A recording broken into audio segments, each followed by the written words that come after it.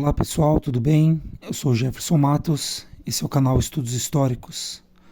Hoje eu gostaria de conversar um pouco com vocês acerca da teologia da história. Há um tempo atrás eu já tinha feito um vídeo acerca desse tema, mas ele acabou tendo algumas falhas e eu optei por retirar e gravar novamente com algumas informações. Pois bem, ao falar da teologia da história, eu gostaria de destacar, na verdade, uma certa diferença entre o que é teologia histórica e teologia da história. Então, ao estudar a história da igreja e do cristianismo, alguns historiadores eles buscaram desenvolver um ferramental, né? Um método de específico, né? Para se estudar a história da igreja. Então, ao se falar de teologia histórica e teologia da história, nós vemos que esses especialistas, que são historiadores, eles acabavam por ver a história da igreja por uma perspectiva nova.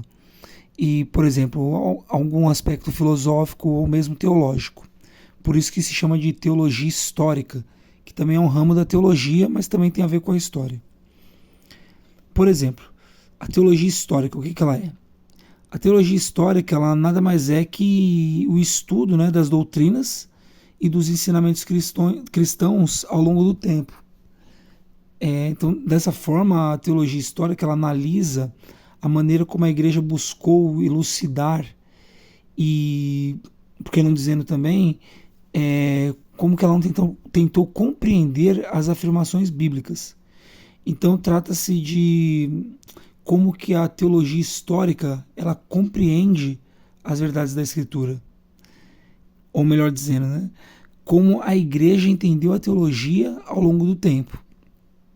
Já a teologia da história é ver a história por uma perspectiva filosófica.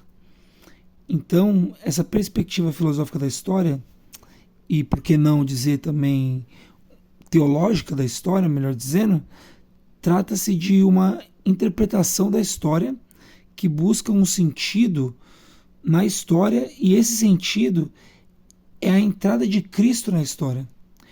Então Jesus Cristo, ele é o personagem principal da história e que ao entrar na história humana dá o verdadeiro sentido a esta história, a essa caminhada do homem na Terra.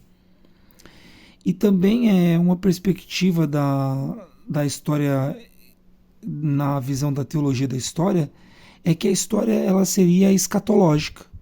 Ou seja, que o mundo ele estaria se encaminhando para um final. E que esse final nada mais é que o fim da história também. Então, em síntese, é isso. Enquanto a teologia histórica ela busca compreender o desenvolvimento da doutrina cristã ao longo do tempo, a teologia da história busca mostrar a centralidade de Cristo na história. Ou seja, Cristo como o personagem principal e o agente espiritual que entrou na história que é dos homens.